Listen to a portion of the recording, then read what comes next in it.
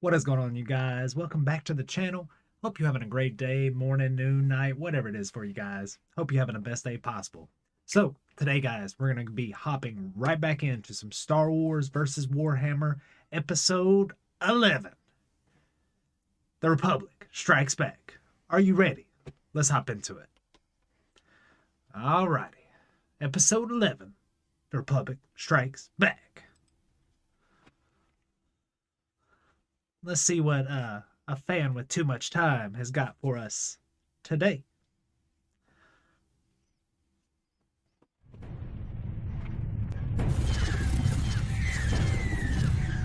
The enemy has no remorse for the worlds it destroys.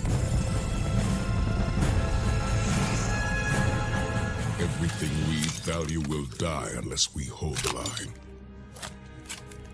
This war isn't about politics or resources. We fight for survival, for freedom, Yeah, for freedom. the Republic!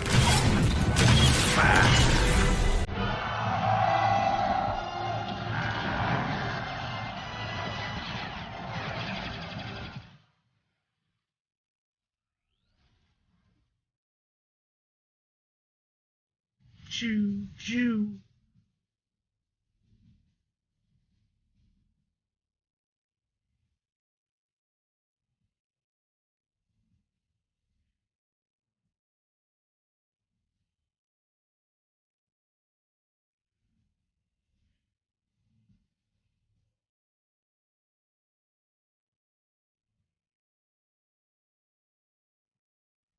And glory eternal.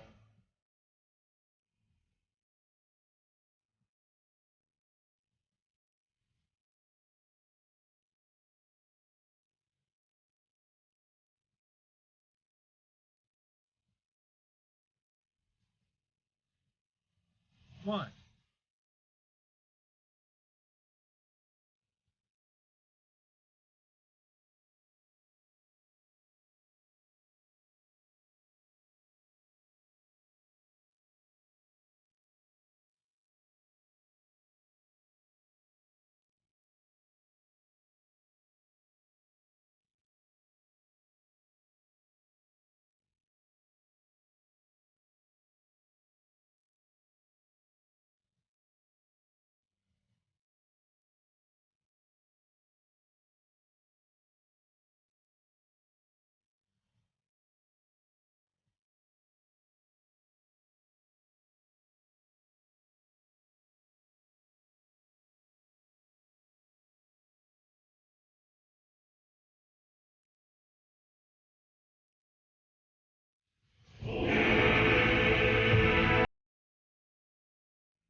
Glory.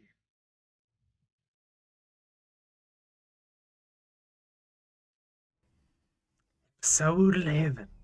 The Republic Strikes Back. Blah. Captain Yoren had been trained and raised fighting one enemy, or at least one enemy above all others. Yes, he had dueled Just one. pirates within the ashen nebulas of the corpse worlds. Yes, he had rained fire down upon traitors in the pearlescent cities of St. William's Verge. Yes, he had even chased and failed to catch the mysterious shadow pirates of Corsican. But more than anything else, Captain Yoren had been sent to kill greenskins. When he lay bleeding and maimed on the bridge of his first, now dead ship, it was in the eye of a greenskin that he left his father's heirloomed power saber. When he finally decided he would commission the tech priests to replace his worn vocal cords with something better, it was when he felt blood spatter his mouth as he screamed the command to fire into a greenskin pirate cruiser. Fire. When he, through the vocalizer in his throat, ordered his ship to aid in the first exterminatus of his career, it was a greenskin planet which he raised. So, when he watched the ships of the alien republic exit the warp, or whatever it was they used in its place, hauling two enormous asteroids, he knew exactly what they intended. "Move the Hell Smasher to parallel the incoming rocks. We'll burn them with our broadsides, and then scourge anything that survives with torpedoes. Emperor willing, whatever's left will burn up in the atmosphere," he ordered. His crew jumped straight into action, fingers, hands, and mechadendrites sweeping over control panels as orders were radioed or otherwise relayed down to relevant decks. The smaller attack ships, Acclamator-class corvettes, from what Captain Yoren had been told, were hauling each of the large space rocks with towing cables, 4 to each rock. No doubt they intended to use these asteroids as brutal dropships or as physical weapons to attempt to crush his cruiser or the smaller escorts he had with him. It was folly. He would never allow it. "Cut us close. I want our lance cannons right in their faces. If they are anything like the orcs, they have armored those rocks internally to a ridiculous excess. Any weapons ports detected on them yet?" "No weapons ports. 2 sealed entrances detected on each. Our specs are returning power readings, but nothing that indicates charging weapons," answered one of his bridge crew. "Captain, Interesting. shields detected around each of the rocks, and the acclamators escorting them are breaking off." "Breaking off?" he asked. The tech adept nodded. But "They are why? detaching cables. They have flung the rocks, sir. Current target is our cruiser and the planet behind us." "Then it is as I suspected," the captain said, stroking his oiled beard as he watched the readings before him reinforce his experience. "When it comes to Xenos, it pays to be daring. All ahead, fool!"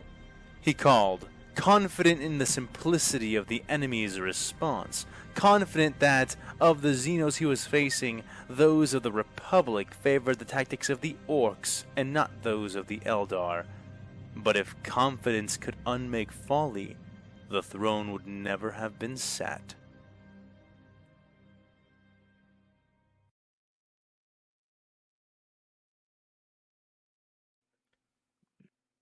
"Then it is understood?" Anakin asked. He stood in the nearly pitch-black darkness of the innermost hangar of the Verpine colony. All possible power had been diverted into the abandoned colony's impressive shield generators, which Anakin was sure they would need soon enough. Already they were tumbling through space towards their targets as Captain Spikes and the rest of the volunteer acclamators pulled away from the now free-floating colonies. Around Anakin stood nearly 2,500 Jedi and the remaining men of the 501st, specifically Mace Windu, Obi-Wan Kenobi, Captain Rex, the now patched-up members of Clone Force 99, and Deputy Commander Ahsoka Tano. Ayla, her former Master Voss, Shaak Ti, Master Plo, and Commander Bly were also present, though only as sky-shaded holograms. All, physically present or not, nodded their heads. "Then let's mount up. They will start opening." So, guys, what do we think? Do we think they are going to be successful on this raid? Do you think they're going to leave that torture chamber behind? Are they going to be able to save some of those people? What do we think is going to happen? Opening fire in minutes. Your targets are flagged. If you get lost, just follow your team leader. And with those words, the groups began to divide, walking to their respective teams and craft with grim determination and eager resolve unbefitting of Jedi, but entirely worthy of knights. However, as the teams began Jedi to Knights. move, Ahsoka suddenly found herself held up as a hand grasped her wrist. Looking back, she found her old master, Anakin himself, holding her wrist. He released and smiled sheepishly. It had been a few weeks since they had last been face to face and in one place. He was still hoping she would rejoin the Order soon. But Ahsoka herself felt no sign of that happening, potentially ever. "Hey, thought we should talk a little before we go in. I missed you at the meeting. Something the matter?" he asked. Ahsoka sighed softly but smiled a genuine, if tired, smile, and turned to fully face him. "No, of course not, Master. It isn't you I've been avoiding," she said. "Then who?" he asked. "Obi-Wan?" She didn't answer right away, and Anakin's face Master fogged with a light Mace Windu. scowl. "What has he said to you? I hope he hasn't—" No, she said, raising a hand to stall him. "He hasn't said anything much, and that's the problem. Master Windu, Voss, and the others, I fear that they are losing themselves to this war, and especially to this new enemy. And while I do not think Obi-Wan is there yet, I don't see him resisting as he should. I mean, you saw the meeting, didn't you? Anakin rubbed his head. Well, sort of. I could see what Hondo was sending you, but not your responses. Ahsoka, what is this really about? Obviously you know we can't pull punches with these guys, Anakin said. Yeah. I know that, Anakin, she snapped back. I'm the last one who wants to give ground to these fanatics, but that isn't what I'm talking about. At the meeting, Mace put hurting the Piasdia above saving the people of Aksum. He may not see it that way, but that is exactly what he did. We are not supposed to be soldiers, Anakin. We're supposed to be Jedi. We shouldn't look at this war like generals. We should look at it like heroes. The heroes the people desperately need and don't have right now, she implored him. Anakin felt conflict ripple across his mind as Tarkin's words from their meeting weeks ago echoed ominously within his thoughts. We may not have that luxury anymore, Ahsoka, Anakin began to say. All's fair It's in not a love and war. luxury, she yelled, drawing many eyes, though she cared not at all. Stop saying things like that, Anakin's former Padawan pressed. Acting like Jedi isn't a luxury, it is a duty. It's a duty the Order has been neglecting for far too long, and the people out there, the people we are supposed to be defending, have been sorely missing it. This is the reason that I left the Order to begin with, because you taught me how a Jedi should act, and the members of the Council are not acting that way anymore. Anakin felt his head spin. On one hand, he agreed with her. Agreed so much his heart cried out to endorse her statement right away. And yet, could he do that without breaking with reality? Had not the Jedi been failing in the war against the Piasdia? Was the answer not to become more extreme, at least as extreme as those they were trying to fend off? Ahsoka, I hear what you're saying, but our first duty is to defend the Republic. We need to keep the big picture in mind, he said. Most definitely. Ahsoka stepped away at that and shook her head. You need to wake up, Anakin. All the Order does. Our duty is not to the Republic. It is to the people of the Republic. If we continue down this path, we may win the war, but the Order will lose that which made us Jedi. And once we've lost that, there isn't a war we can fight that will give it back. I understand your frustration. I really do. But how can we lead against this war if we do not act as generals? Ahsoka did not answer right away, turning around towards her Droch-class boarding ship, Rex and several others waiting for her beside it. I don't know. All I know is this. Our path is not supposed to be an easy one, but it is supposed to be the right one. You have been one of the most righteous and heroic Jedi I have ever known, and I've lived in the Order all my life. I just don't want to see that change, she said, walking away towards her ship as she did. Ahsoka! Anakin called after her, but a hand on his shoulder held him back. He turned to see Obi-Wan Kenobi. It's almost time, Anakin. Let's give her some space, he said amicably. Now, you do kind of gotta agree with Ahsoka. I mean, it does... I feel like it does fall in line with the place of a Jedi to help those people when it really matters. But, once again, like Anakin was saying, you gotta think of the big picture. If there is no Republic to save because it's been destroyed, what does it matter? Everybody's going to be enslaved and tortured. So shouldn't we think about the big picture for at least right now, and then we can save them? It's this. You're stuck between a rock and a hard place. Either way you look about it. So Anakin shrugged off his hand, but nodded, following after him for a time, both of their ships lingering in the same direction. She is just so stubborn, Anakin said. Obi-Wan smiled knowingly at that, but said nothing. I mean, I see her point, but doesn't she understand how many people have already died fighting these fanatics? and if we don't get Anaxis back, our entire reserve fleet will be nothing more than a pipe dream. Meanwhile, Tarkin is breathing down our necks, criticizing our tactics from the comfort of his hindsight. She's just such a... She's a good Jedi, and she follows her heart, Obi-Wan Kenobi said. Just as you trained her to. It may not seem like it right now, but it will be warriors like Ahsoka who save the galaxy every bit as much as warriors like you and me will. You did well when mentoring her, even if she did absorb some of your more antagonistic qualities. Anakin cracked a smile at that as they both stopped, finally at the divide. Well, I learned from the best, he said. Don't remind me, said Obi-Wan. They laughed for a short time before clasping each other's forearms and squeezing. Make it back, Anakin said. May the Force be with you. Obi-Wan nodded. May the Force be with us all, Yeah. he said.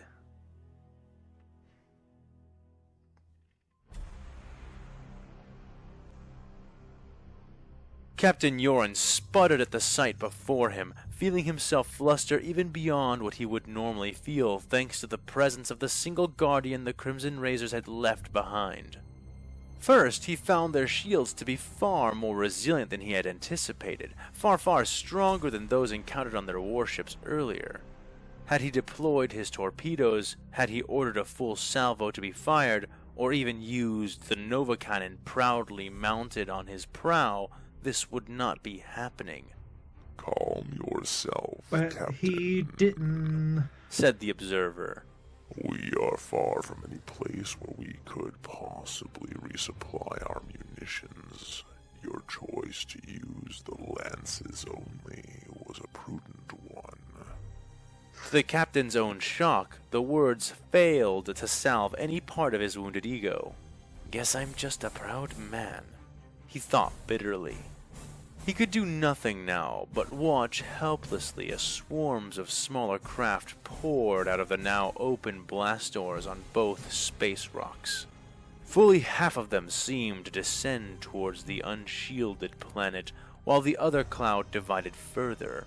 Even a second rain of bright red lance fire failed to penetrate the shields, though the blue spheres did begin to arch and bend at the contact.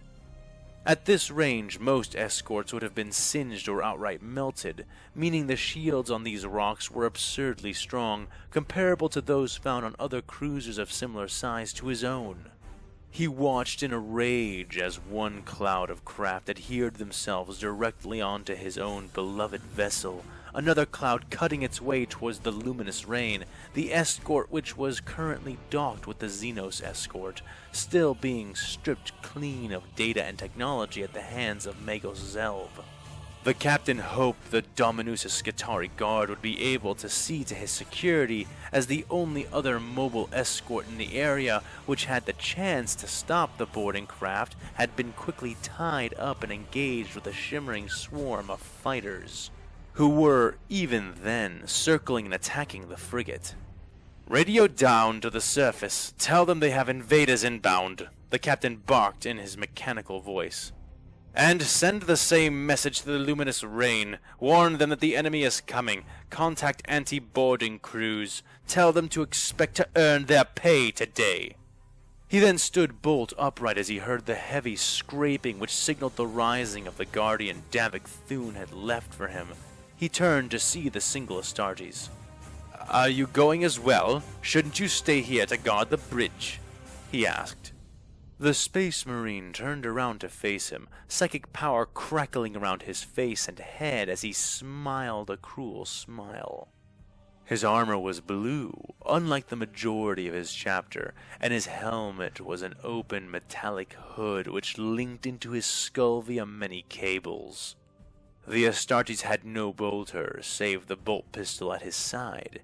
Instead, his right hand clutched a glowing staff which hurt to look at. I suppose I should. Do you think your men can handle these intruders alone?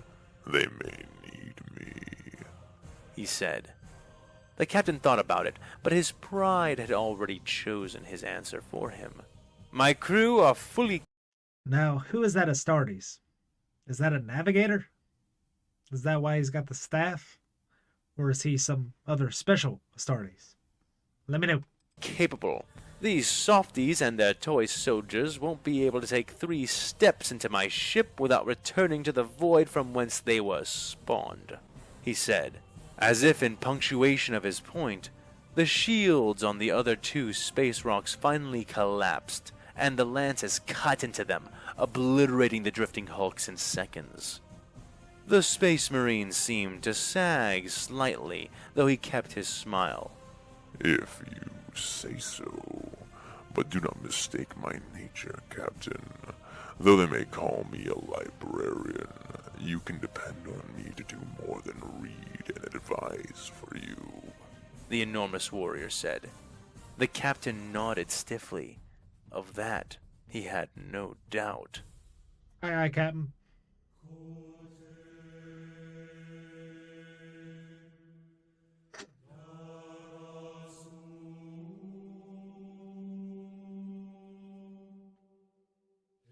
Ayla could feel her heart hammering in her chest, but outside she seemed calm, collected, alert. But in her mind, she could not help but think that these were the men who killed Jedi Master Ki-Adi-Mundi, and many others besides. She took some strength in the knowledge that she was far from alone. Nearby, Commander Bly gripped the handrail of their modified LAAT gunship, and their troopers were all around her. Not only that, but Master Shaak Ti, one of the Order's most skilled and experienced duelists, was nearby as well, on a different ship. On top of that, as long as Hondo's intelligence remained accurate, they wouldn't even have to land under fire. The invaders had set up some defensive anti-air turrets and towers, but the spires and maze-like avenues of Aksum made the approach to their target trivial, as long as they entered the city at a safe distance and stayed below a certain altitude. And yet, in spite of all that, she could still feel, deep within her, a call of doom, a chorus of death. But death not yet arrived, death in waiting. She had no idea what was causing her nerves. After all, she had faced death many, many times now. But as her transport began to set down on one of the wide golden arches of Azure City, it took all her willpower to shunt off the foreboding sense surrounding her and focus on the task before her. They disembarked, and her men began to form up as Shaak Ti approached. Ayla nodded towards her before tossing down a holodisc. "That pirate is annoyingly useful," Shaak Ti said with a sigh. Ayla nodded. "I suppose that's why Ahsoka still works with him after he nearly sold her to the black market," she said. Shaak Ti nodded, but then started. "Wait, he what?" "Afternoon, ladies," said a voice.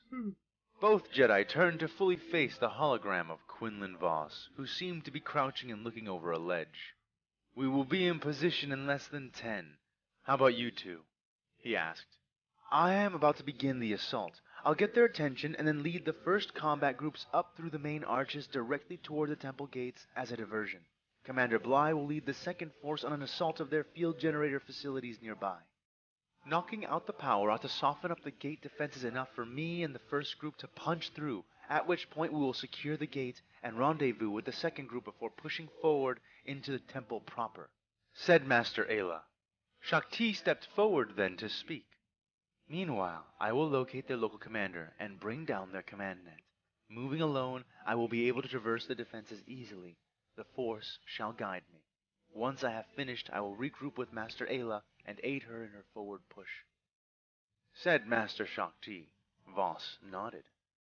"Stellar! We can bet that they will call for help, and that help will come from the nearest bunker, our bunker. These guys don't pull punches, so they will probably bring in the big guns. Big guns mean broad avenues. Broad avenues mean ready-made ambush points, which me and the 2,000-some sabers I have with me will be taking full advantage of.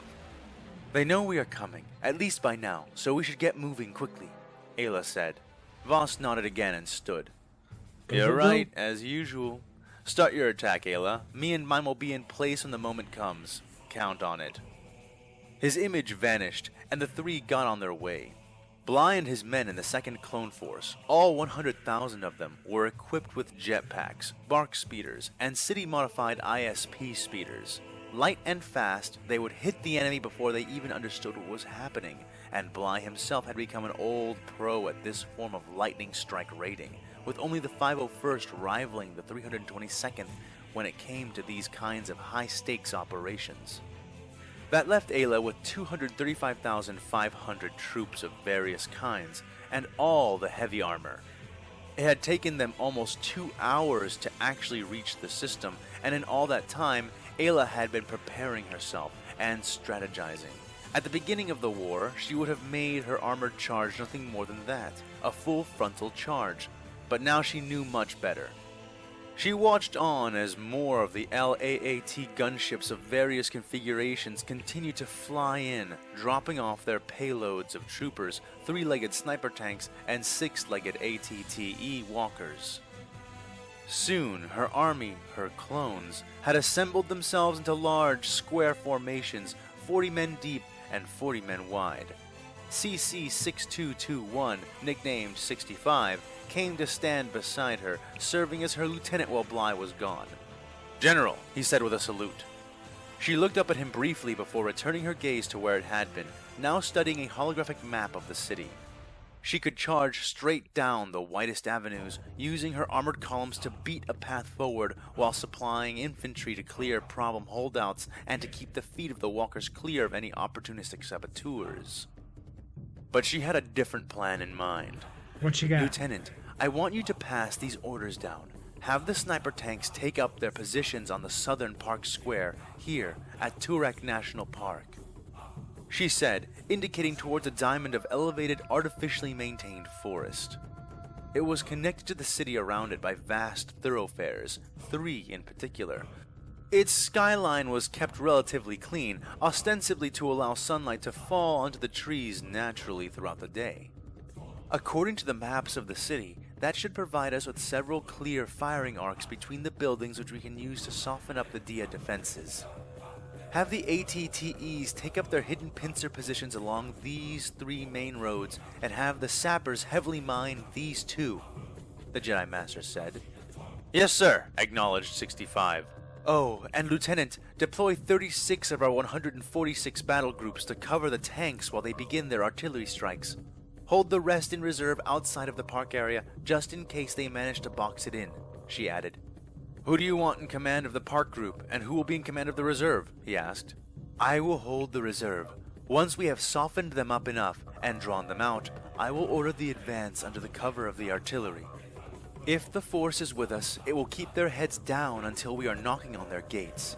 You will be commanding the artillery group. At my signal, I want you to order the ATTEs forward to support our advance. Can you do that, 65? Yep. The clone snapped another hard salute. "I was bred to do this, General. You can rely on me."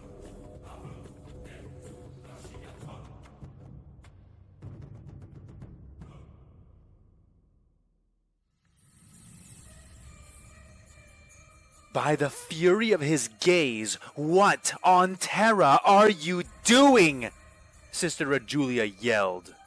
She stormed into the barracks, power armor whirring as she leveled her bolter, requiring all her patience and control not to pull the trigger and scythe down the guardsmen in her sight.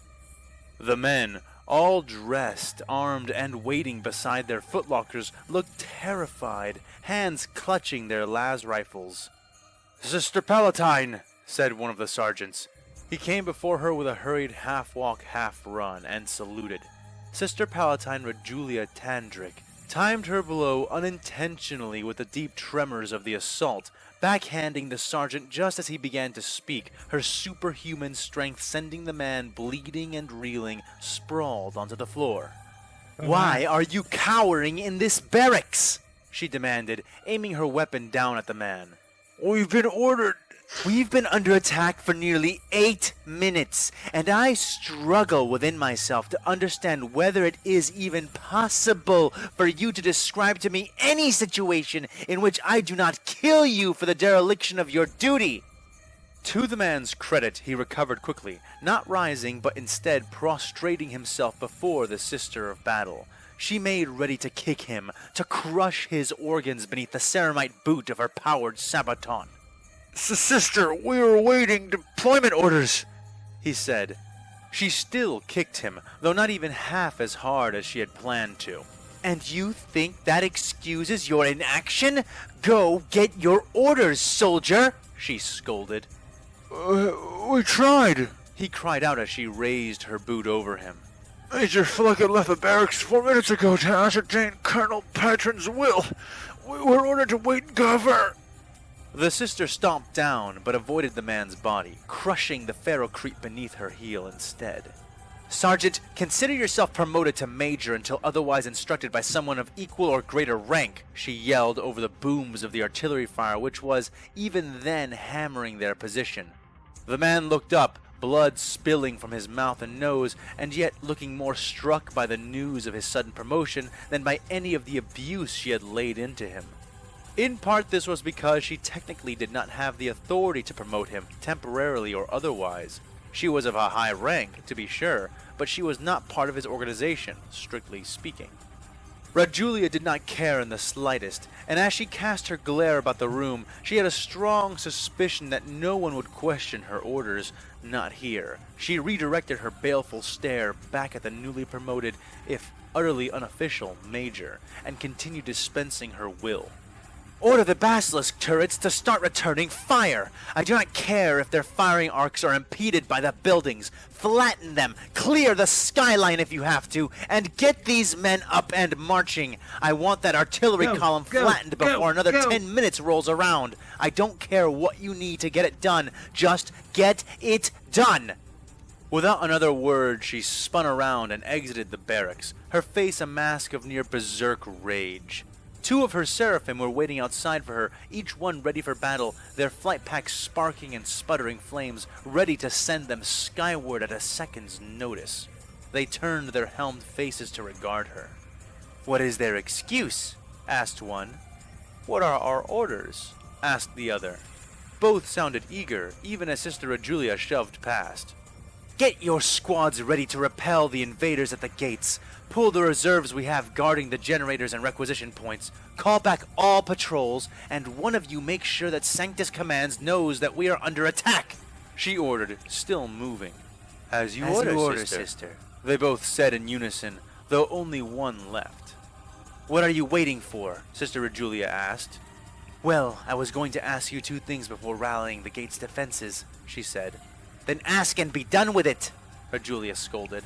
Hurry up. The Seraphim warrior nodded and proceeded. Should we contact the Tempestus Scions? They have a field base only a few clicks away. The Sister Palatine almost paused as she considered the option. No, I don't think, she started to say. She was cut off as a Durasteel shell slammed into one of the anti-aircraft towers several meters away. Where the blaster technology of these natives had thus far failed to impress, their artillery was a whole different story entirely. On second thought, Rajulia said, call them in. Emperor willing, we won't need them, but from the density of these salvos, I'm doubting that more and more. And where are you yourself going, Sister Palatine? The gate is not in that direction, said the remaining seraphim. Where else? The commanding sister barked. I'm going to the command post to force these idiots to take some kind of action. Now go! You have orders to relay. Yeah, get on. The seraphim nodded and kicked off of the ground, arching into the air on wings of fire as she sped to do her duty. Sister Palatine jogged the rest of the way to the command post, angrily tapping her access code into the oversized number pad displayed on the bright green console outside the post. It took her 2 tries to get it open, stomping inside, seeing all the men at their consoles, the major and the colonel standing at the center of the room, both men looking down at something on a central table between them. What in the Emperor's holy name do you think you are doing? She roared. Her frenzy peaked as she fully absorbed what she was seeing, and before anyone in the room could react, she squeezed the trigger of her bolter, rocketing micro-missiles from the weapon at her hip and blasting craters into the control consoles. The men who had been sitting at their stations were blown into bloody smears. Even the 2 officers were not spared, strafed with the others and sent falling to pieces over the table they had been looking down at. She spun on her heel, completing a half circle of carnage before the bolt mag in her gun emptied and slid out, colliding with the hard ground with a bell's clear chime, smoking and red hot. To most, this seemed like madness, but the sister knew from the moment she had entered that this was the only appropriate answer. Where most would have entered and seen only a room of silent men, she had instantly seen a room of dead men. The shredded torsos of both officers hung in the air as if suspended on invisible wires, their lower bodies and arms having fallen away. The sister threw her bolter down as their corpses finally began to fall, as they should have done all along. She reached down to her belt, drawing forth her blessed power maul, activating it. "I said, what do you think you are doing?" she yelled as she spun around. Shakti's blue blade collided with the head of her power maul, activating its power field and causing a pulse which repelled the Jedi.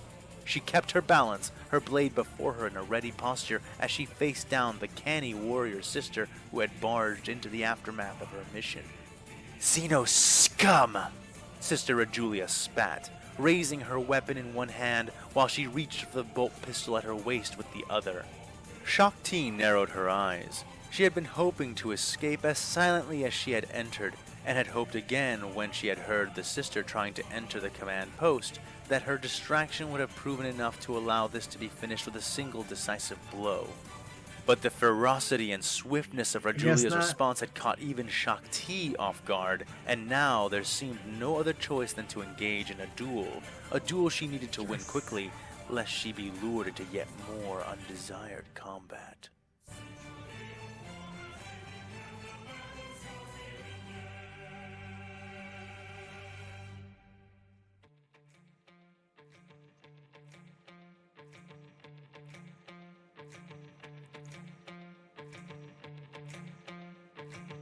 Sergeant Kalak Norn never relaxed. His blood pressure had been too high because of it. Medicaid had told him he'd die early. Hospitlar even offered him pills, but in the end, he settled for the certainty of steel. A pump system installed into his back, a blood pressure regulator. No need to remember prescriptions or rely on supply drops now. Just get checked up by the Omnissiahs chosen, and you're good to go. Because Sergeant Kalak Norn never relaxed. He didn't have time to count pills or rely on them, and he certainly never had time for downtime. Stress wouldn't kill you half as fast as the bugs would, or the greenskins. Oh, good point. The greenskins. Out of the two, he actually found the latter to be more terrifying. The Tyranids were just animals, hungry, ravenous animals. But the orcs... No, never relax. They just like to battle. That's what he was thinking. That was what he was reminding himself of when he noticed it. The sound. He was behind the fortifications, which were mostly composed of thick, flash-cast ferrocrete walls which insulated the area.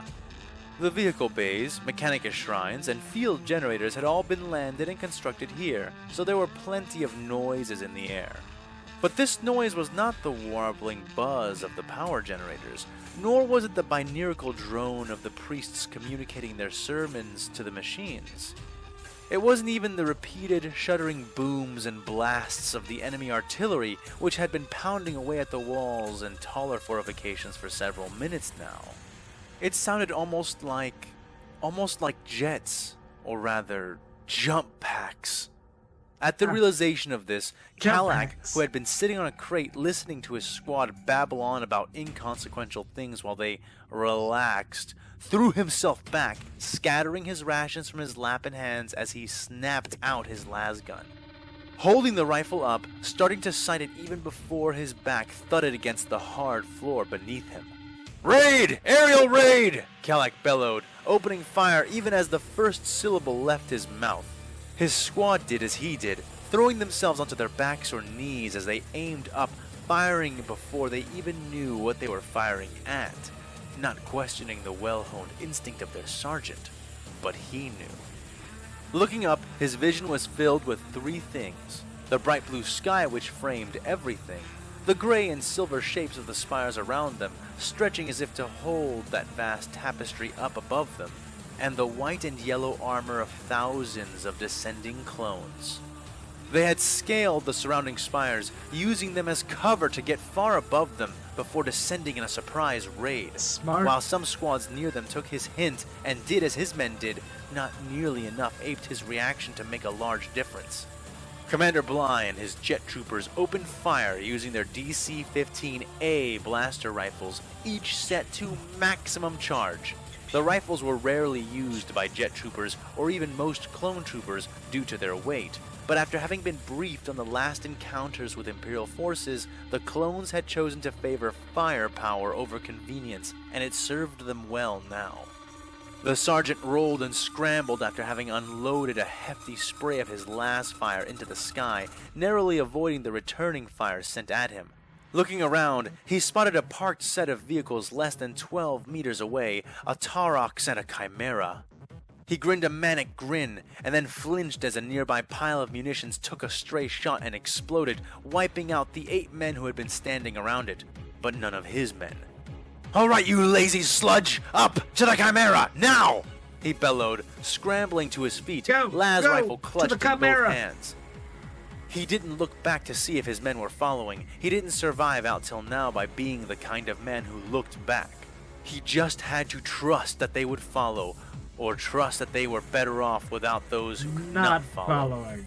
He ducked his head as the clones broke over the top of the secondary base, splitting into squads of 6 and sweeping about, hunting the guardsmen below them with sprays of focused fire. "Where is the damn commander?" cried Pickvet in his Rushlander accent. "How the horror should I know?" yelled Carrack as he came to the door of the Chimera. He looked at it again, his eyes growing wide. Most Chimeras had turreted multi-lasts mounted on top of them, which would have been help enough, but not this one. This one had a beautiful heavy bolter. It only made his spirits fall all the harder as he tried to open the door and found it locked. "Ah, demons!" he cursed, turning back to face his squad. "All right, try all the doors! Hurry up!" he called, and the men scrambled to try, but no sooner had they started pulling on the handles before they were noticed. Terron and Jalasta both died, peppered suddenly by a shower of blue bolts. They jerked and spasmed with each shot, their bodies cooking even as they fell. Kalak took aim and fired, and for the first time, noticed with growing horror the effect his shots were having. One of his shots struck a trooper in the forearm. Normally, that would have been enough to blow the arm clean off, but instead, the white armor wrapped around his bicep turned black and began to smoke and deform like burnt plastic. The man shuddered, clearly feeling it, but also clearly retaining the use of his struck arm. Kalak's next shot struck another in the back, and this one did not even react, his armor blackening in a foot-wide circle and smoking like the armor of the other clone had. "Creed's fucking tits!" the sergeant cursed. "Cover, cover, cover! Wait, Get under that Creed's Taurox! tits. Now, guardsmen, move!" He screamed as he saw the jetpack soldiers coming back around with friends. His men stopped pulling on the doors and broke into a full run, chasing after Kalak as he dove and slid on the hard artificial ground, the last of his men narrowly avoiding a cascade of blue bolts which pinged and sizzled against the hull of the Taurox above them. They were crammed underneath the profile of the truck-like APC. "They are surrounding us! They're going to land!" Kalak barked. "Roll around, you wretches! Rifles out! All directions! Make a wheel, damn it!" His men obeyed, scrambling around each other in a tangle of bodies as they arranged themselves into nothing you could call a circle, but something certainly approaching 360 degrees of coverage. Then they waited, watching, listening. All around them they could see, but more than that, hear the carnage being meted out to their fellow guardsmen. Perhaps if their anti-air towers had all still been operational, this kind of assault could have been averted. But many minutes prior, the enemy artillery had begun lobbing rounds at them. They seemed unwilling to strike certain targets, perhaps because the buildings were in the way, but that only left them with 3 of their 8 anti-air defense turrets intact when the attack had started. And as soon as the white-clad toy soldiers had gotten near enough to the ground, those defenses had become their first targets. The sounds of explosions rolled through the hidden guardsmen, deafening the unaugmented men among his squad and shaking the ground beneath them. Damn, that'd be the tanks on B patrol," said Private Granger, who had gotten lucky and was laying on top of more of his squad than were laying on top of him.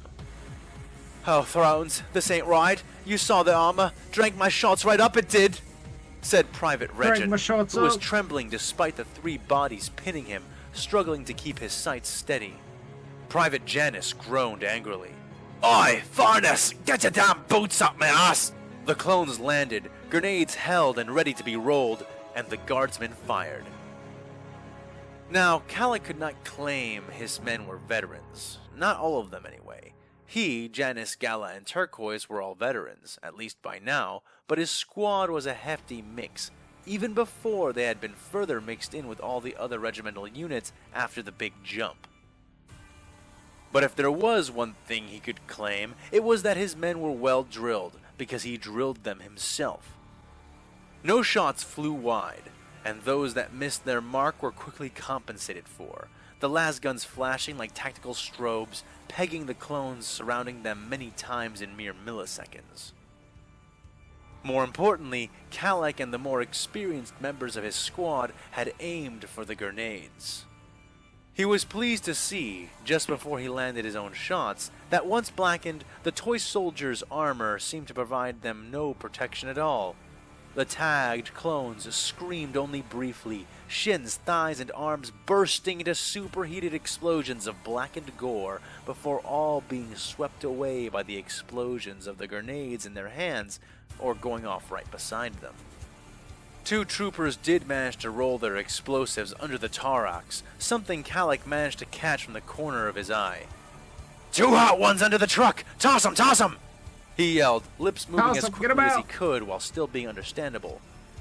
3 of his men, Private Yara Tolza, Private Pikvit Jorkan, and Corporal Turquoise, scrambled out on hands and knees from under the vehicle, making a dash for other cover. Other cover they never reached. Yara was a dolt. She had chosen to try to run for the overhang at the walls, which would have barely provided her any real cover at all. What's more, she had to cross several meters of open terrain, and doing so was an invitation to get shot, an invitation many of the toy soldiers took, peppering her with their blue bolts. At least her death seemed quick, unlike Private Pikvit, who ran for the vehicle bays. Perhaps because he had scrambled out after Yara, or perhaps the clones had simply known it was coming, but the jet troopers did not open fire on him. Instead, 3 speeding shapes suddenly swept through the open ground between the bays and the Taurox. What Calic had initially taken to be missiles were actually men on speeder bikes, and while 2 missed him, the center bike clipped the running soldier, sending him spinning and broke into the ground, where he lay, stunned for a moment before he began to scream.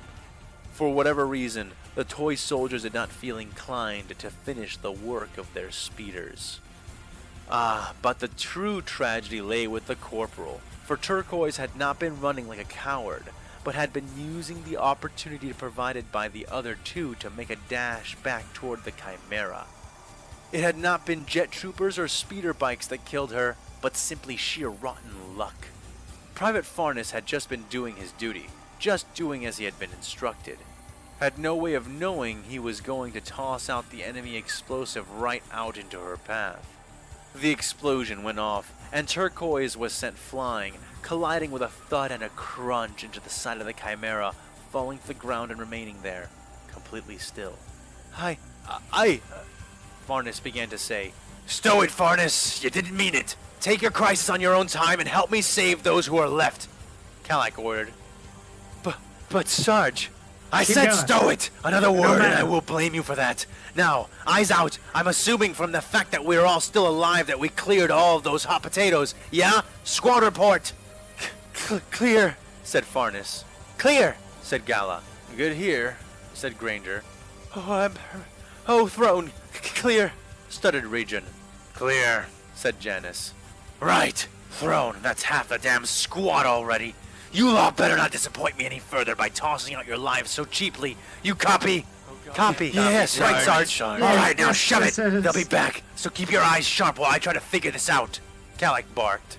He looked out and around from under the vehicle. It didn't look good, and the sergeant couldn't spot any bulwarks or lines being drawn anywhere near them. If their forces were rallying somewhere, it wasn't where they were at, and he had a sneaking suspicion that every second they stayed trapped under this Taurox only made them more and more isolated from the rest of their forces. He could still see men fighting and dying, even tech priests trying in vain to save their sacred machines, but it was little more than a frenzied rout. His eyes found the body of his corporal again, and he swallowed hard. What had she been thinking? Had she really gambled her life on the chance that the Chimera's passenger door would be open? No, he couldn't believe that. Turquoise had been far too clever for that. She had been a hiver in her life before the guard, and she always had a plan. He looked at the Chimera again, trying to see what she had seen, and nearly smacked himself when he spotted it. The turret. The heavy bolter turret sitting at the top of the Chimera. Its hatch was open. Regin, Gala, pop smoke and toss them east and west. We're going to rush the Chimera, Calic ordered. But it's locked, Janice said. The damn doors are locked, but the turret hatch is open. I'll get up there and open it all the way, then hop down. Everyone move down the damn Chimera. Make room for everyone else. We're getting the hell out of here. You slugs ready? Asked Sergeant Calac. Slugs ready. Then pop the damn smoke and get ready to move on my mark. They did as ordered, and he waited, listening to the smoke hissing as it escaped the two canisters, watching as the edge of his sight was quickly filled by the shifting clouds of smoke. He waited and waited, taking his best possible mental image of the vehicle, its rear facing towards him. And then, gathering his courage and energy into an explosive burst, he began to advance. Move, move, he called. First, he crawled on his hands and knees until he was sure that he was out from beneath the Taurox, and then he climbed to his hands and feet and began to run. He let his rifle hang from his harness by its shoulder strap, both arms extended out in front of him, cushioning his body as he ran into the back hatch of the Chimera. Knowing it was locked, he blindly fumbled in the smoke, moving to the right side and finding the tank treads of the vehicle. He dug his fingers into the seams in the rough tracks and hauled himself up and out of the smoke. Briefly, he had a clearer view of the battle. It was every bit as bad as he had feared. The fact that he and his squad had been attacked when they were cycled out to eat and rest told him that it was likely the whole camp had been hit by the attack, and these toy soldiers knew how to identify and prioritize targets. He didn't waste too much time ogling their sweeping jetpack strikes and lightning-fast bike raids, instead climbing over to the hatch that led into the Chimera and prying it all the way open. He climbed inside the tight confines of the APC, getting down into the wider main body of the vehicle and getting on one of the last guns mounted onto the sides.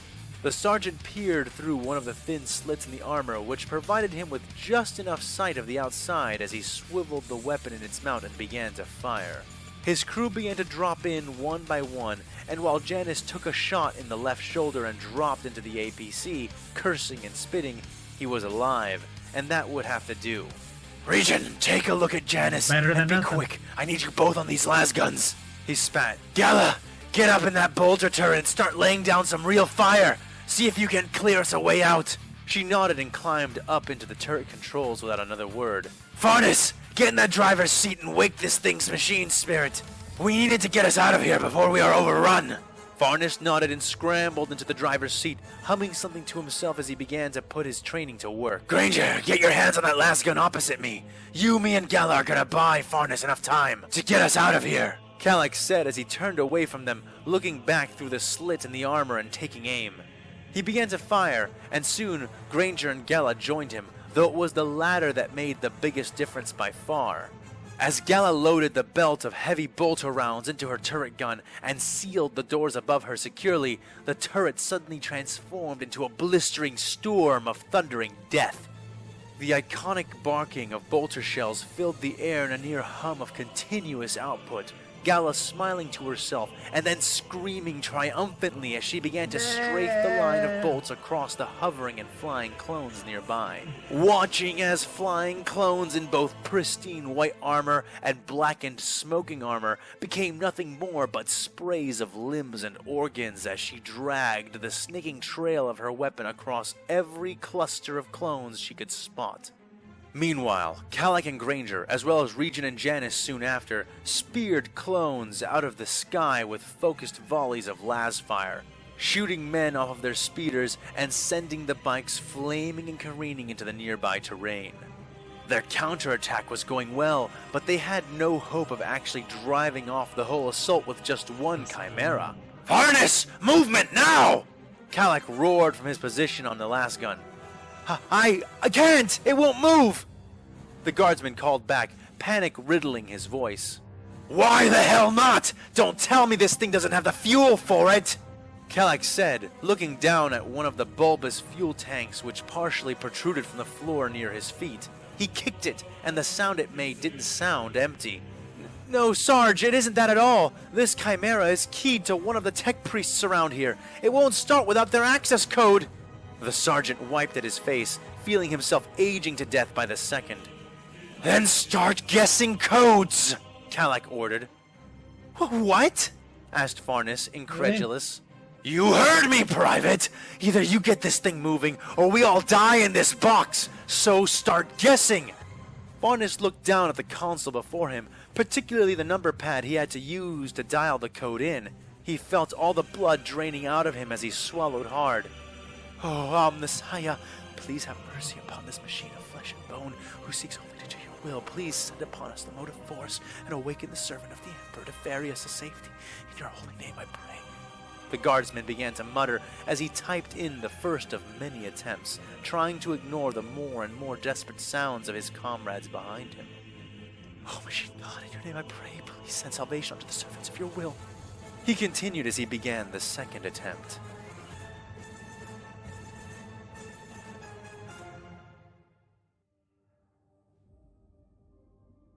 Is he going to make it go? I don't know.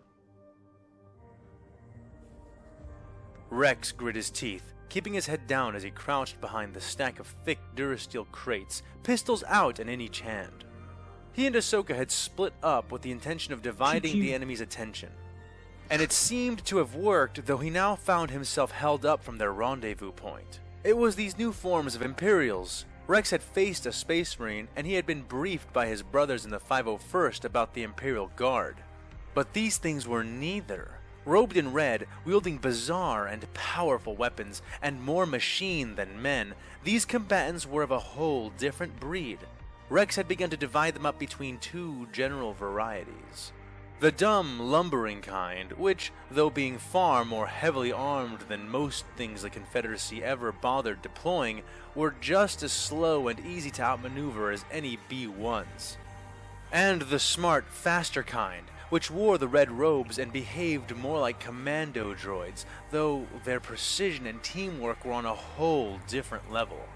Even now, one of the big lumbering ones was positioned at the end of this hallway, using an enormous heavy weapon to keep the heads of him and his men down, and popping any who dared rise. Meanwhile, the robed warriors crouched on mechanical limbs, eyes glowing as they sighted down their bizarre weapons. As if to remind him of their presence, they fired again. "Get down!" Rex yelled, while the lumbering ones sprayed weapons fire everywhere without care for accuracy. The robed ones never took shots that didn't at least come deathly close to striking home.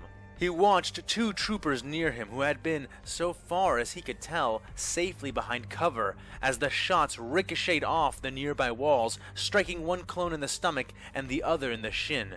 The effect was the same. They screamed as electricity coursed through them, silencing as they went rigid still, Rex turning away as their struck body parts exploded in an electrical shower of gore. This could not go on.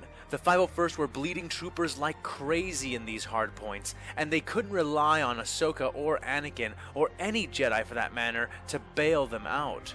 Anakin wasn't even on the ship, him and the Bad Batch having taken the fight to the enemy destroyer with an eye for seizing the bridge. Ahsoka, on the other hand, was on board but not nearby. They had split up to cover more ground, hoping to confuse the enemy with the tactic. It evidently had not worked very well, at least not for him and his half of the men. Ahsoka had taken Echo to seize the comm vaults, whereas he himself was tasked with taking the bridge, a mission which seemed more and more impossible by the second. He peeked out, but try as he might, he simply could not see another way. They could retreat, but doing that would only seed this passageway to them, a passage they had already bled hard to take, and which was not easily circumvented, and certainly not quickly avoided. Backing out would be the same as admitting defeat. They needed to push through, and they needed to do it within the next few minutes, or the enemy would bunker down beyond their ability to breach. "We're gonna rush 'em," Rex said, feeling cold spikes trace along his spine. "Are you crazy?" asked one trooper nearby. Maybe. "Captain, that heavy weapons fire will turn us into mulch. The back of the hallway is moments from blowing out into space," another argued.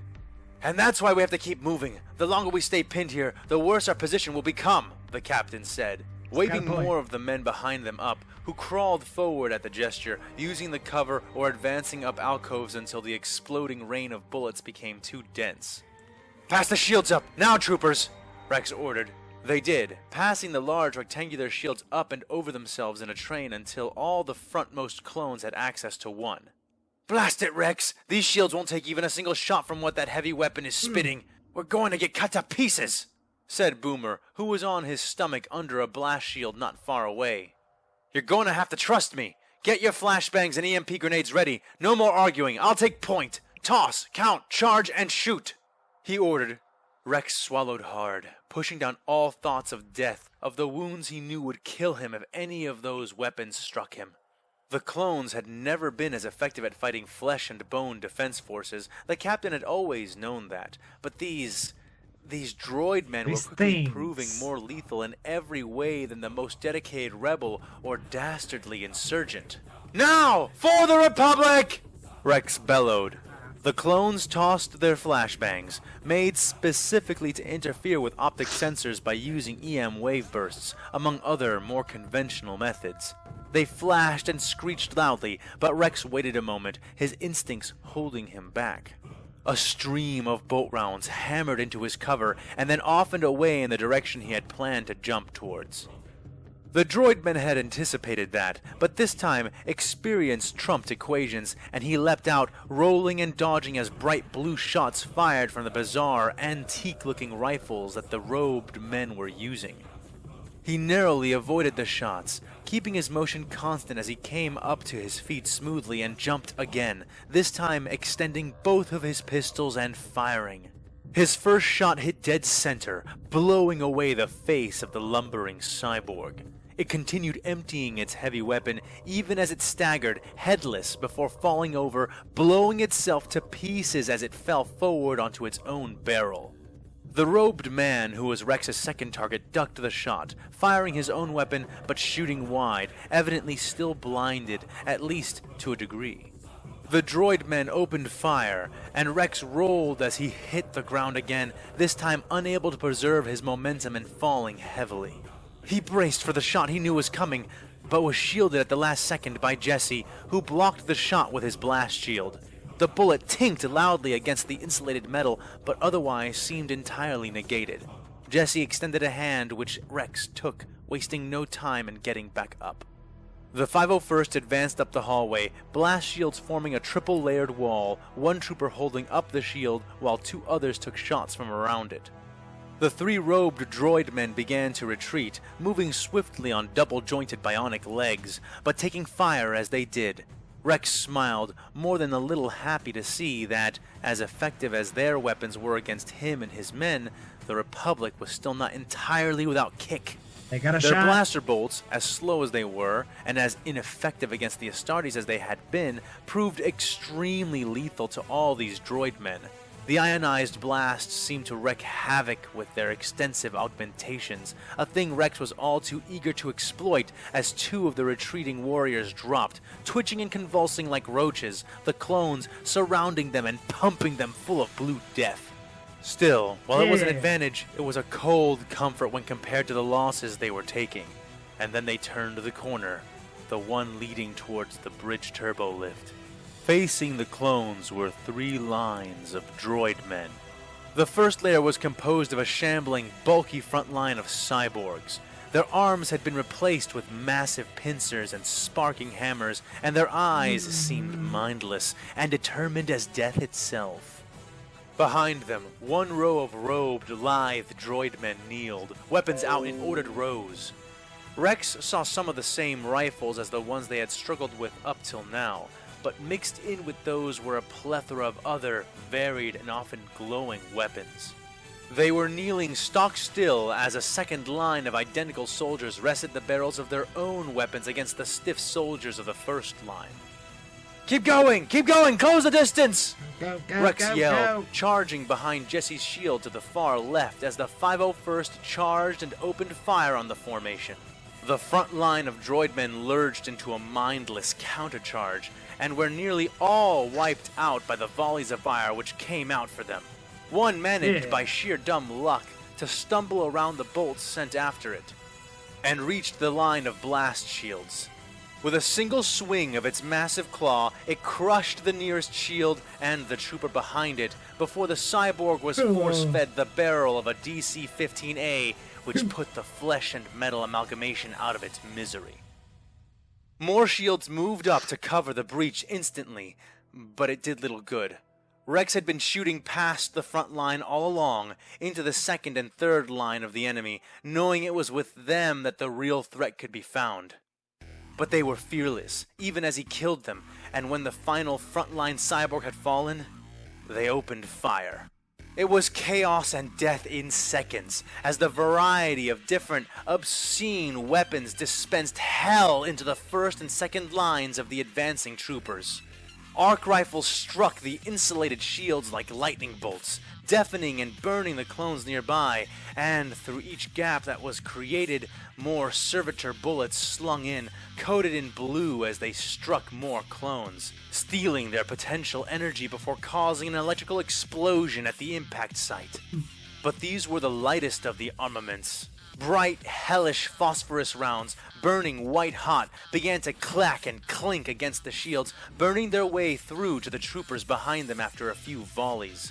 Oh, the screaming. There was suddenly so much screaming. The room became swelteringly hot, Rex feeling heat press into him despite his armor as thick bolts of plasma fired from several of the glowing weapons.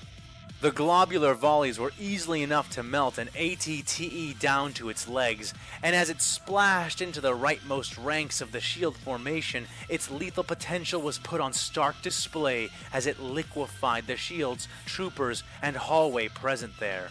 Had they been close to the skin of the ship, they would have surely been vented into space. Rex found himself floundering as he felt the shield he was shooting around start to heat up as bright yellow projectiles began to rain down on it.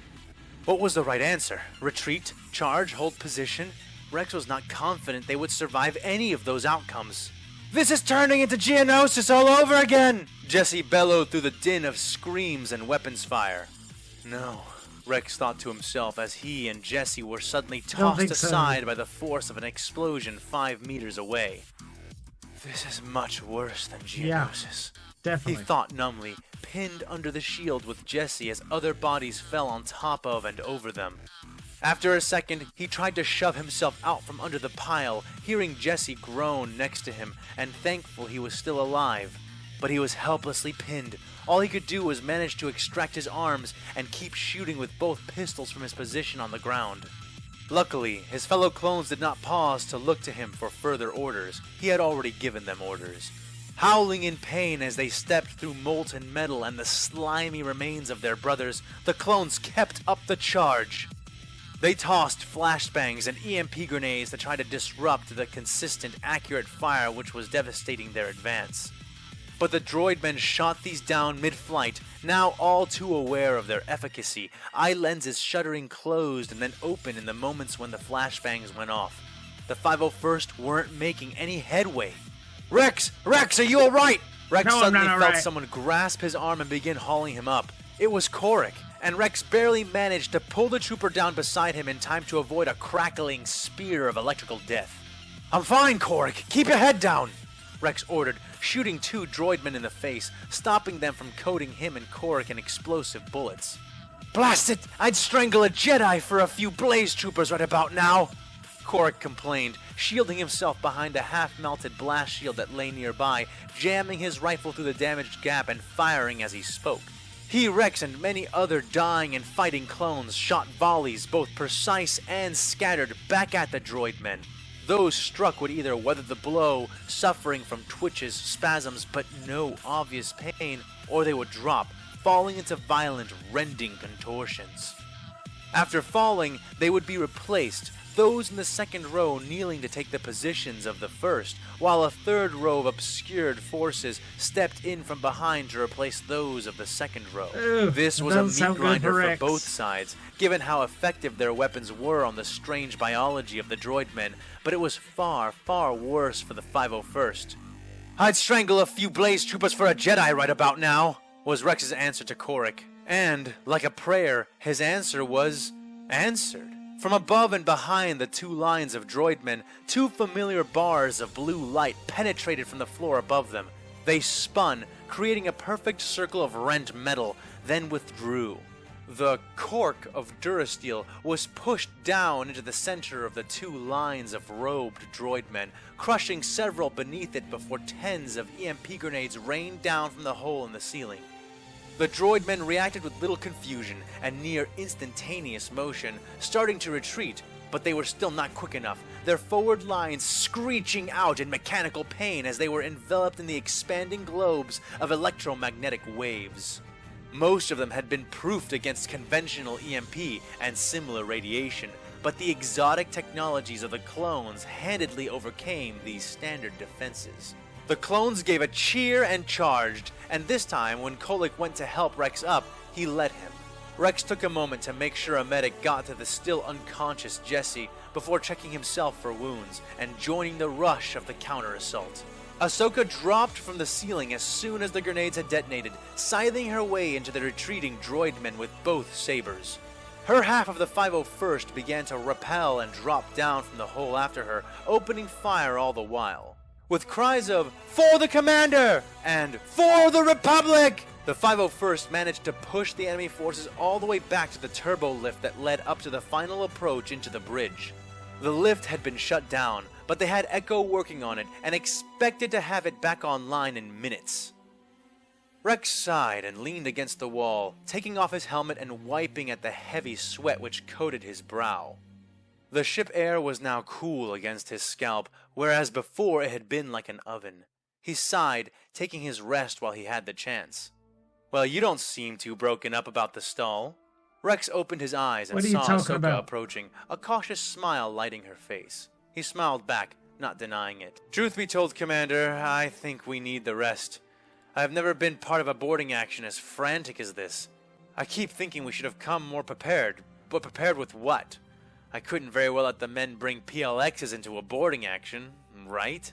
Ahsoka crossed her arms and nodded. "I know what you mean.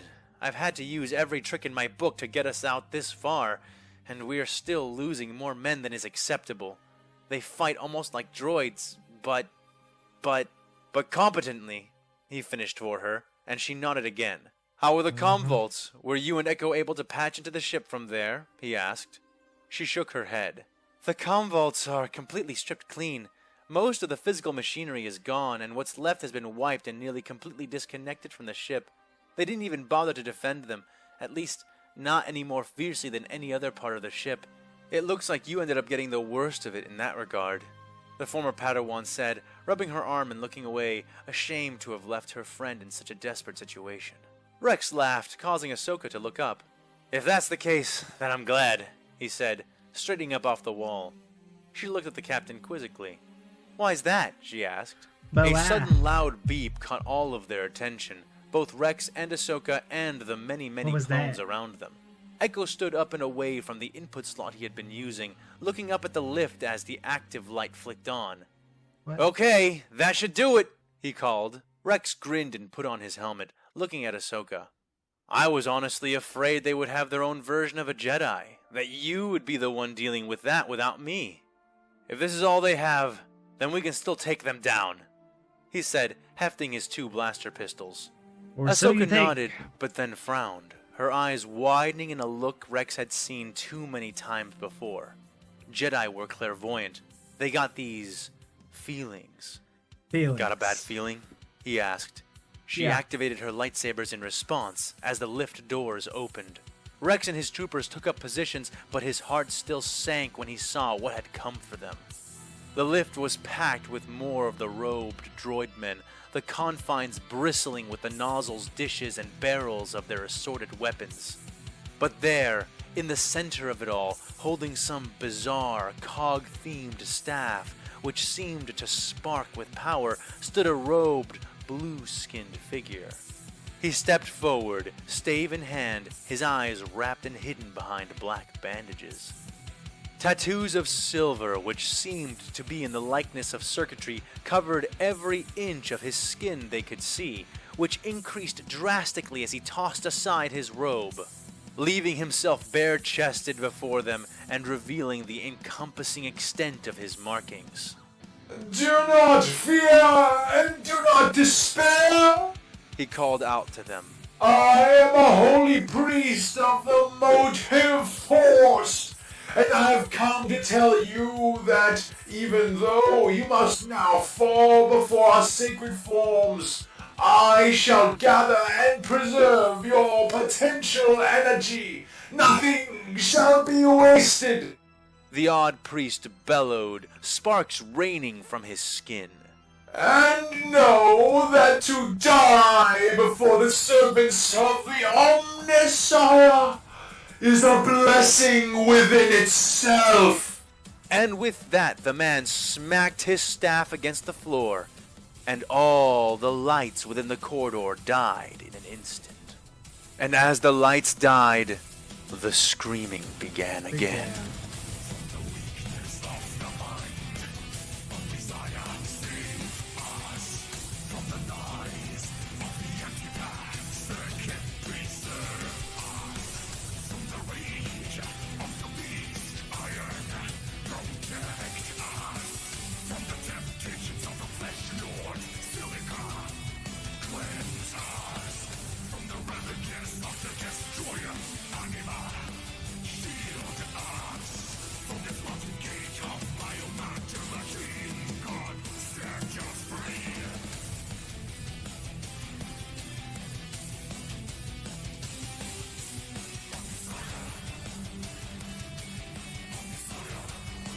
Omnissiah.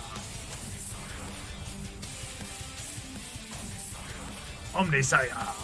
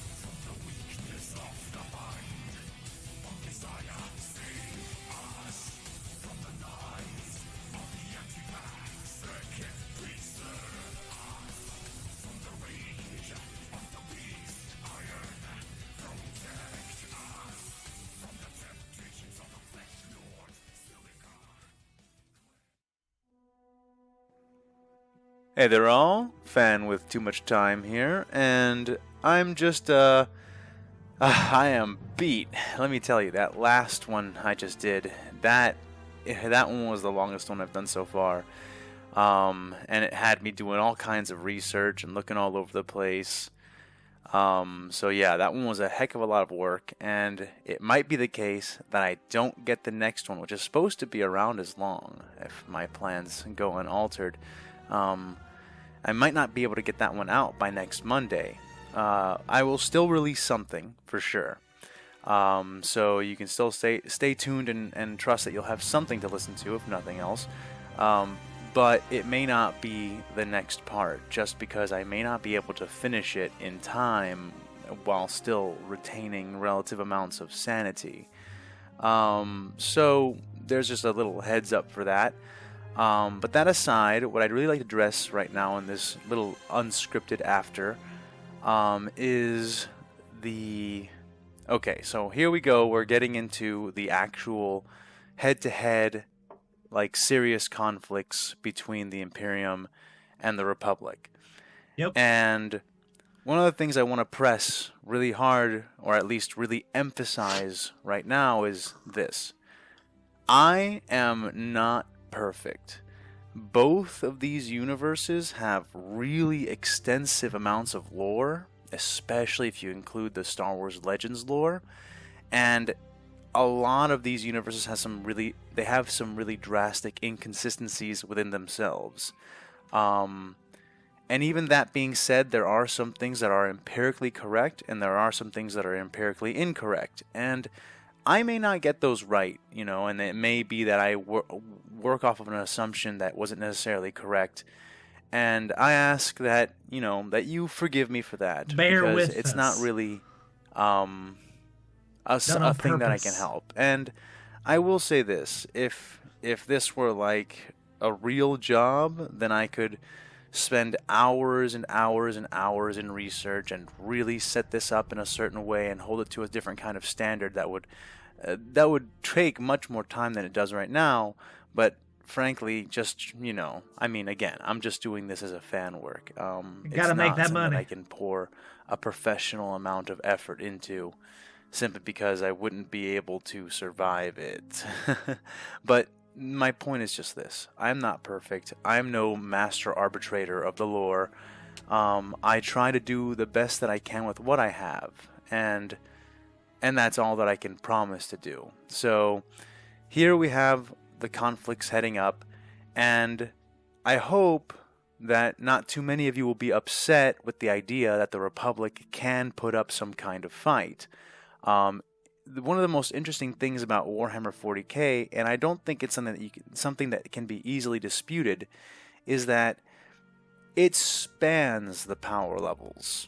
A lot of sci-fi universes sort of operate at one or two different sort of levels of power, whereas in Warhammer 40k you have levels. All of the power levels sort of represented. And but by that, what I mean is that on the low end, you have your regular humans, some of whom are in the Imperial Guard, who are really badly equipped, who are given the bare minimum of what you can really use in any of these wars at all and have any hope of affecting anything. And they're thrown out in mass to do things, and sometimes these men and women do amazing things. It is the case that does happen, though most of the time the amazing thing they do is manage to die by the millions or billions on a battlefield. But the point is that they are involved. They are heavily involved. Something. Those kinds of forces are heavily involved in the fighting of the Imperium. And then in the mid-scale or upper mid-scale, you have Space Marines who can, at a certain range, slap bullets or different kinds of projectiles out of the sky, have insane coordination, perfect memories, insane amounts of superhuman strength, insane amounts of superhuman speed, and then the weapons that they carry, such as bolters and powered armor, which are just extreme weapons and extreme armors that are really difficult to overcome because they're really powerful. And then above that, you have things like alpha level psychers and Space Marine librarians who are very powerful, or ritualists such as the Thousand Sons, where you had and again, I'm not perfect in the lore, so I could be misquoting these, but from what I remember, it was 65 or less than 100,000 Sons were sent during the Great Crusade to pacify a night world that had a whole bunch of these Imperial Knights, which are effectively a smaller version of Titans. Is effectively what a knight is, a smaller Titan. And when I say smaller, I mean and again, I could be wrong, but from what I understand, they're about the size of a Warhound Titan. Maybe some of them are larger, and that means that these things are not to be messed with. And from what I've seen, Imperial Knights are really powerful and carry very powerful weaponry. 65,000 Sons Space Marines were sent to take down a planet of these things, and it wasn't a literal planet, but it was an army of them, and they are definitely stronger man for man, one Imperial Knight to one Space Marine. But the 65,000 Sons, using their psychic powers, they destroyed them, completely and totally annihilated that entire force, like on a Super Saiyan level. That's how the power level they were operating with. You had these war machines going out there that could, in theory, rend entire worlds to pieces with the raw firepower of their weapons, especially when deployed in mass like this. And the Thousand Sons just tore them limb from limb with just their psychic powers. Did he just say Super Saiyan? And that's just an example of like, okay, well, what does that mean? Well, if an army of these knights could kill an army of Space Marines, and these 65 Space Marine psychers could have killed an army of their own brothers, or something similar, some feat that scales to that. Because while there are nuances in the scaling, in general, when you get to that kind of power level where you have 65 dudes ripping Titan-level machinery apart with their minds, you know.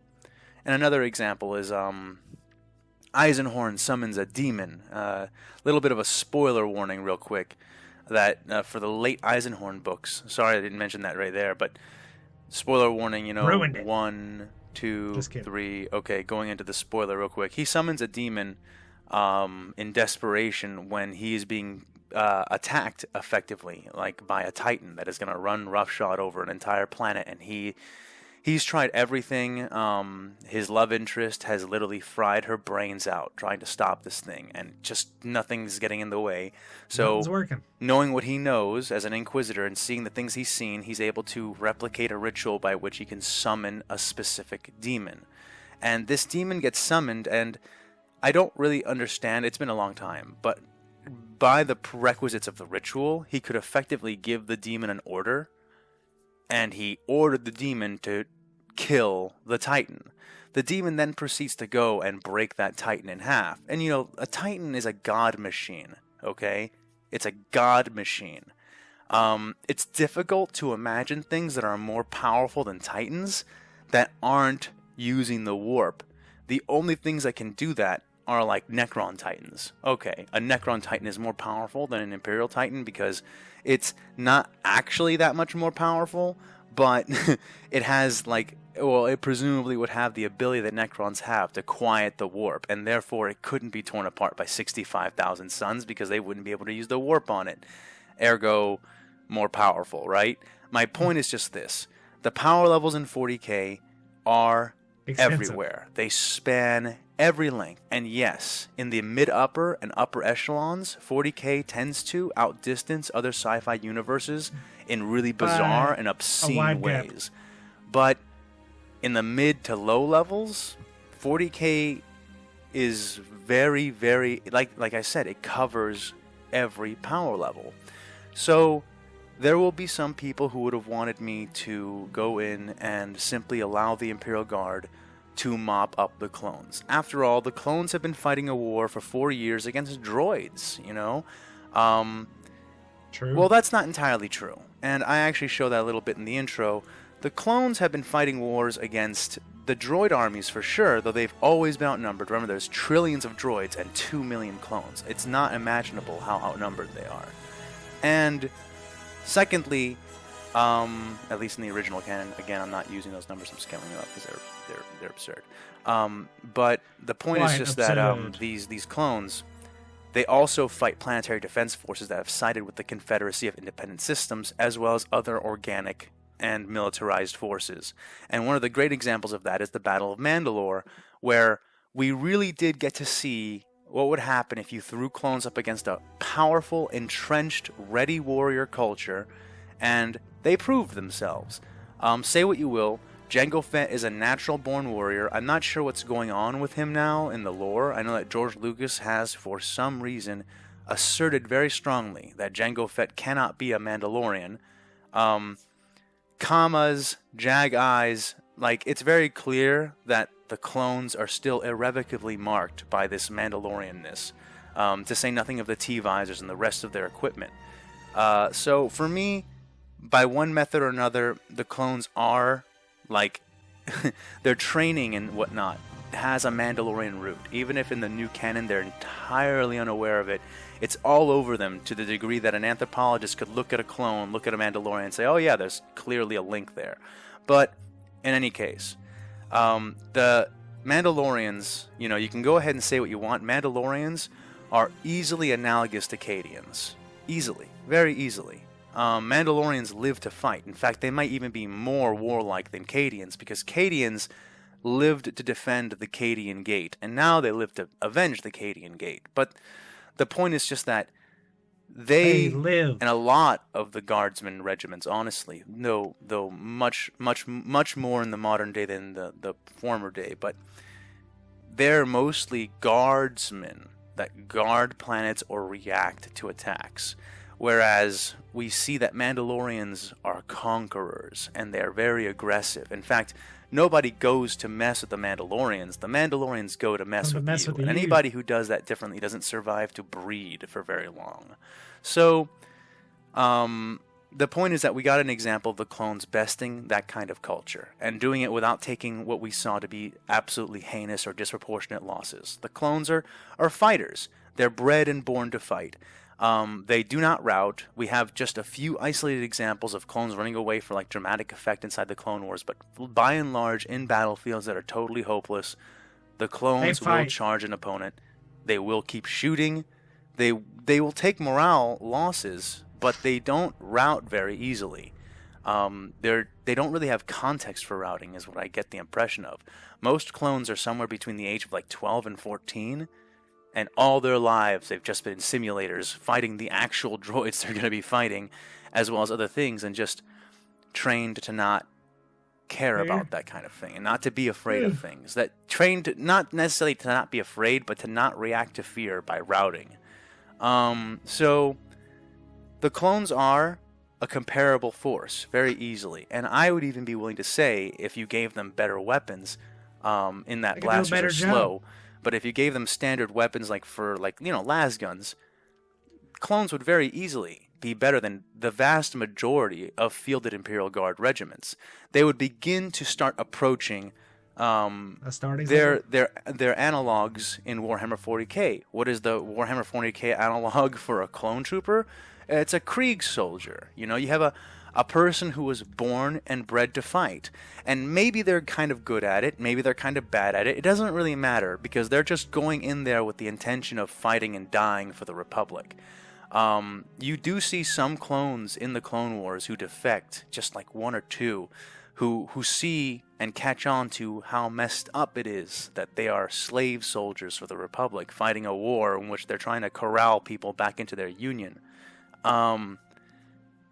But that doesn't happen very often, and the other clones that are exposed to it don't even act tremendously affected by it. As in, they don't question their place in the Republic. They just sort of encompass it into their world belief.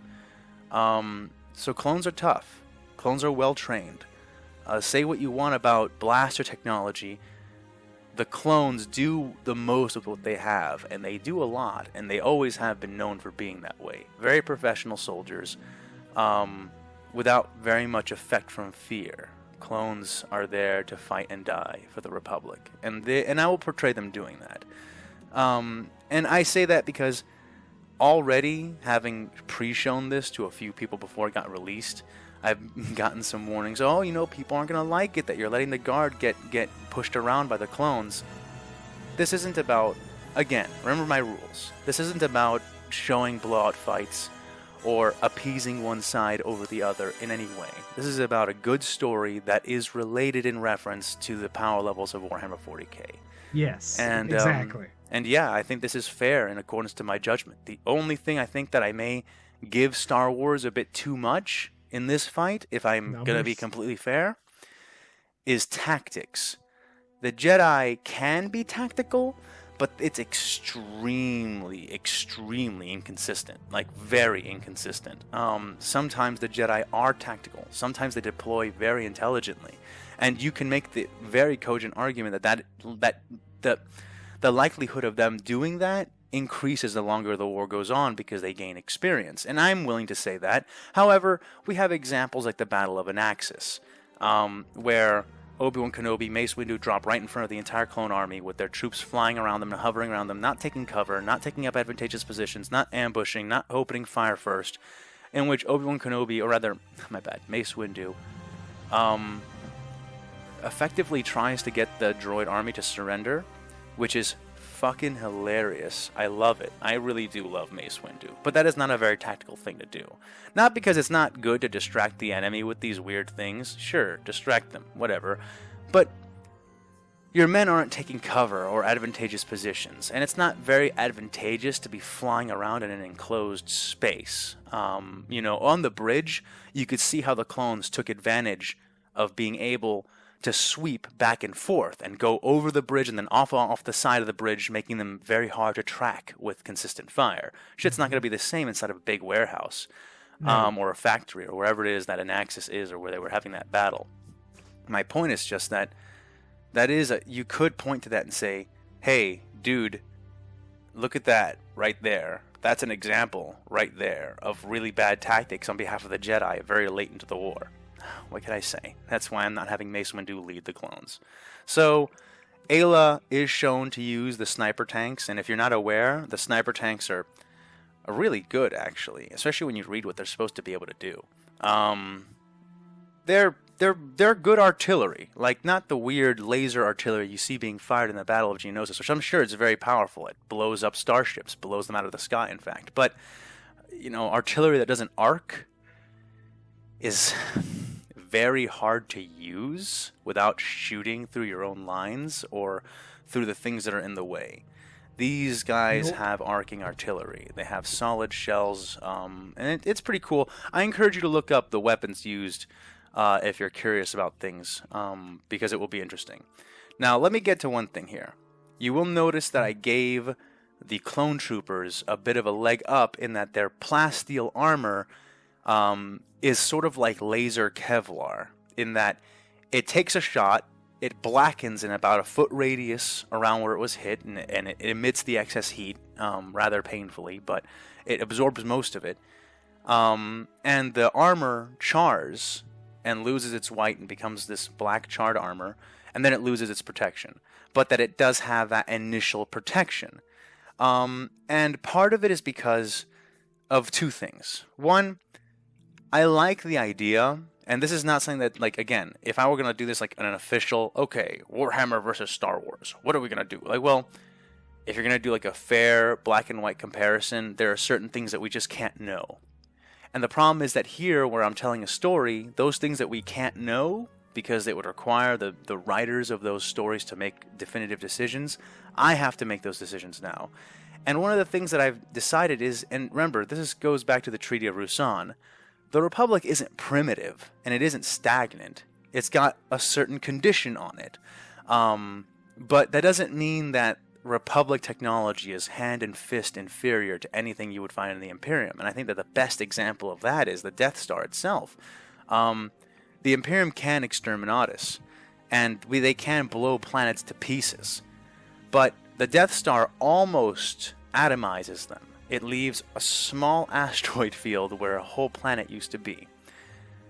I encourage you to look up the science of how much energy it would take to do that to a planet the size of Alderaan. It's absurd. It's more energy than is produced by our sun. The Death Star is like a giant freaking lightsaber in space that pops planets when it touches them with its lightsaber beam. Like, that's how strong it is. It's absolutely ridiculous the amount of energy that thing would output to do that kind of damage. It's way, I'm sure that if you've thought about it, you've thought that, oh, well, you don't need to hit a planet that hard to make it, be unlivable. It's kind of overkill. It's not just kind of overkill, it's such absurd overkill. You could power the entire Empire with the power source that is being produced to fire the Death Star just once. Like, it's so much energy. So, Star Wars technology is not inferior, it's just under this very weird political condition, in this very weird cultural state, in a galaxy that is way too interlinked and causes everything to continue to be interlinked. That's why you see all these dangerous technologies existing in the unknown regions where aliens can't touch each other and become part of this culture. So, I decided that I wanted there to be a few interesting effects, a few interesting minglings, with the Republic's technology when it comes into contact with Imperial technology. And one of the things I wanted is to show why, at least in part, they go with blasters over just lasers, because we do know that they can make lasers in Star Wars. That is a technology we know for a fact that they do have access to. They don't use it very much. They do use it, just not very much. Why? Well, what if the reason they use blasters, which are a particle beam, which is effectively an in-between between a bullet and a laser. It shoots particles that are superheated. You know, in my opinion, it's not as good as either. But why would they do that? Well, what if it's that they were using lasers, or things that were more laser-like, and the heat absorption technology got to a point at which that if you didn't have this little punch to push the heat through the armor, the armor would effectively work like laser Kevlar. And I think that that can kind of be like backed up in the way that you see blasters in the Clone Wars shooting holes into the plasteel armor. And that would make sense to me. And that's kind of what I'm going with here. The las rifle is shooting not any kind of particle. It's just shooting intensely hot beams of light, which has a lot of benefits. They're very fast and they strobe, which means that they can become very accurate. But it doesn't have that punch to get through the plasteel armor. And all of the clones are uniformly equipped with it, which gives them just a little bit more survivability when it comes to a dead-on fight with the guardsmen. That being said, although their blasters can probably kill most guardsmen in one shot as long as they're not hitting their flak armor dead on or hitting carapace armor, which is much tougher, you'll notice that the clones didn't dodge very many las shots, but that the guardsmen were constantly dodging blasters. That is very intentional. In Warhammer, we don't really see las guns being shot and dodged. We see them being shot and missed. That's a thing that happens, like the guy who's shooting didn't aim correctly.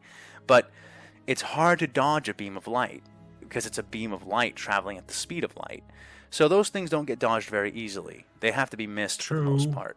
Jedi will eventually start to be able to catch up, but and I'll talk about this more later, and I think I've already talked on it a little bit, but Jedi have these really distinct and varied power levels, where on one side you have Jedi who are like Anakin Skywalker, Obi-Wan Kenobi, Mace Windu, Quinlan Vos, where they just survive Order 66 and chop their way out of it, and you know, they're able to do things that other Jedi can't. And then you have Jedi who just ate it at Order 66. Like, they didn't even have a chance to get hunted down.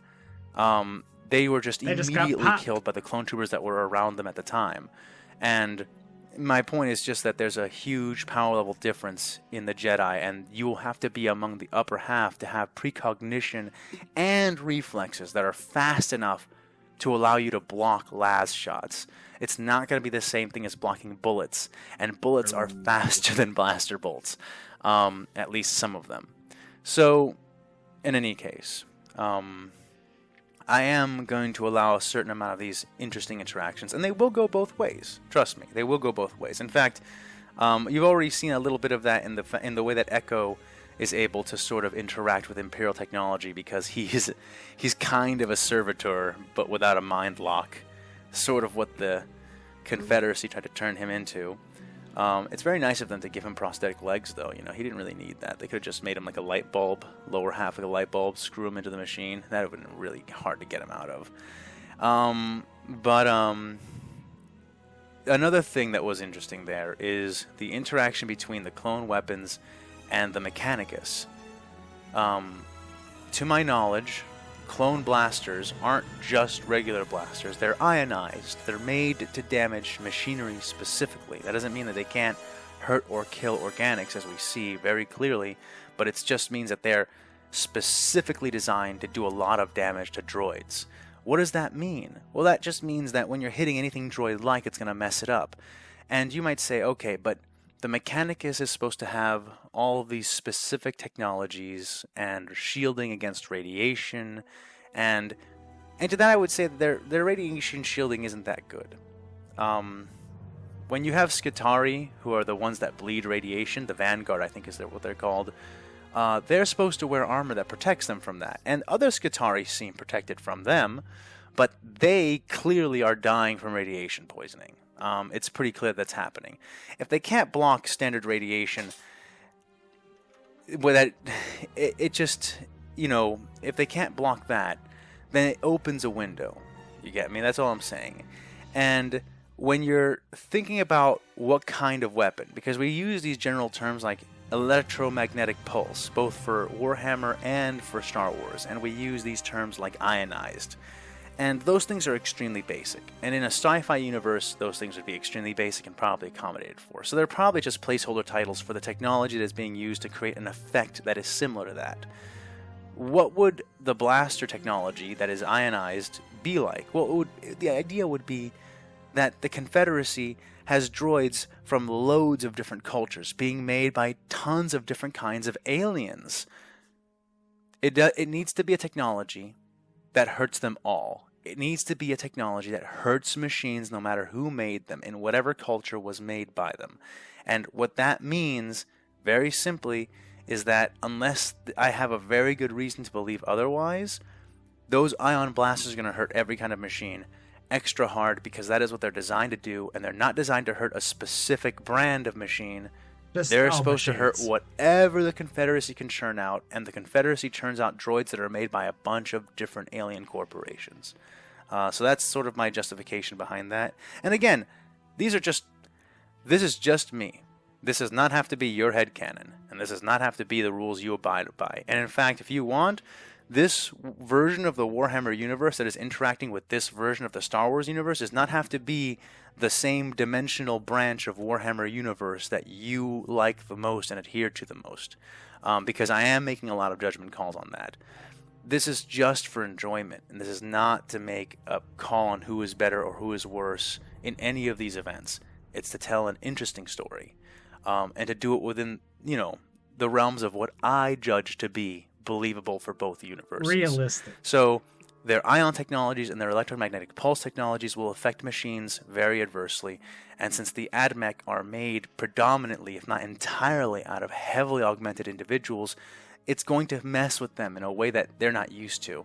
It's going to be a very interesting dilemma for them as well, because little by little, as they fight clone forces that are designed to neutralize droids, they're going to slowly come to the disturbing maybe not all of them will choose to realize this or conclude this, but the reality will be that when fighting the Republic's clone forces, they are a bigger liability because of their machine parts. They are weaker because of their machine parts. And that's going to fuck with them really bad. In certain ways, they're going to have different ways that they react to that as well, and I'll leave that, for a future installment for you to see how that turns out. But do expect there to be more and more sort of interesting little engagements of the way that the technologies and the physics from different universes collide and interact with each other. And not just in technology, but also in the way that the warp works, and the way that the force works, and the way that psychic powers work and force powers work, which you're going to see a lot of in the upcoming clash between the librarian and the unlucky Jedi that ended up on that ship. And trust me, I wanted to get to that, like in this very episode, I wanted to get to that. But I thought I was gonna make it, episode 11 and 12, and that would be it. And then episode 11 became so enormous that I realized that it's not going to be 2 extra episodes. It's probably going to be more like 4, maybe 5. We'll go ahead and see. Which is great for you guys, 30. but it means that I have to slow down again. Because if it were 2 episodes, I could break myself and finish them up and then rest. But now that it's like 3 more episodes in front of me, all of them of an enormous length, maybe 4 more episodes in front of me, I'm going to have to, handle it at a reasonable pace, because I won't be able to keep up the frenzy. I hope that's understandable and that no one sweats it too much. We get it. But that being said, I am going to go ahead and see if I can't just keep up a post of some kind for you guys, whether it's me talking about my writing process, or maybe making a few other kinds of literature projects. And please put down your suggestions in the comments. I definitely want to know what you guys think. This is sort of, interacting with you guys on this channel is sort of the only payback I get for doing this kind of thing, because obviously being a fan fiction writer and using the independent properties of different corporations, I can't benefit from this like in a direct monetary way like that. That's not really the point of this. The point of me making this is because I'm really inspired by these two universes, and I really want to share something that I've made with these communities that I've been a part of for so long. So it's great when you guys can be a part of this channel. That's the whole point. That's what I'm trying to say. So yeah, go ahead and let me know what kind of videos you guys would be interested in that aren't strictly Warhammer versus Star Wars videos. If you have ideas for crossovers, I mean, I'm a shameless writer at this point. I write whatever I want, even if it's not super popular. So go ahead and let me know what your crossover idea is, and if I have if I resonate with it, I might make a short of it, or who knows, it might turn into its own series. But if you have any other ideas too for any kind of topics, feel free to recommend them. I'm really not tied down to any specific thing. And I think that'll do it for today. It's been a very, very long day. Just finished up this video.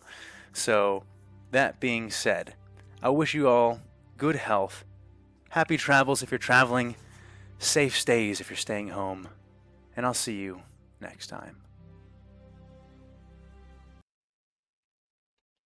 Alrighty, guys. Well, that was a fan with too much time. Episode 11. The Republic Strikes Back. Now, guys, what did you think? I thought the Republic did a mighty fine job of giving the Imperium the business, at least for a little while. I mean, the Imperium did have a few troops that held up their end of the stick, that did what they could. But it seems like the Republic got a W for this episode. Put a little W in their win column. So what did y'all think, guys? I really enjoyed that. That was really cool. But guys, I believe that is going to be the end of the episode for tonight. Before you head out the door, go ahead and let's hit that like and subscribe button if you like what we're doing here. Also, guys, what did y'all think, or what do y'all think? I have heard that Henry Cavill, however he says his last name, is going to be coming to Warhammer 40K on Amazon. What do y'all think about that? Do y'all think he's going to do a good job? Is he going to do just a good job playing whoever he's playing as he did with Geralt or Superman? What do we think? Do you think he's going to come into this universe with open arms? Let me know what y'all think down in the comments. But, guys, y'all have a great rest of your day. Peace, love, happiness to you. And always, be easy, guys. Love y'all.